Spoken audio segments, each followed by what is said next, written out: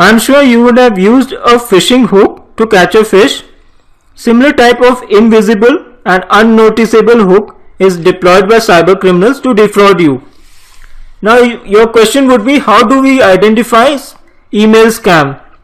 Anything that provokes you to act because it involves money, bank account or credit card, lucrative offers, too good to be true lucky draws, bumper prizes, a link to click or download more information, a legitimate looking fake documents, a cheap offer to buy expensive items, an enhanced credit card offer for a limited time.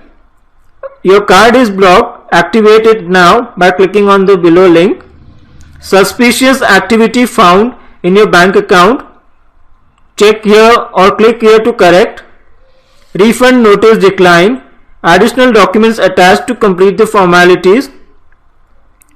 Super saving deals, best matching services and friendship offer, inheritance remittance offer, huge donation to you from a charity, number selected for lucky draw, offer cash pricing or cash prizes, girl who met you in your childhood, secret company data, confidential file attached, new updates install now, limited period offer, bank account information available for upgrade, test your bank account to check if there is an error.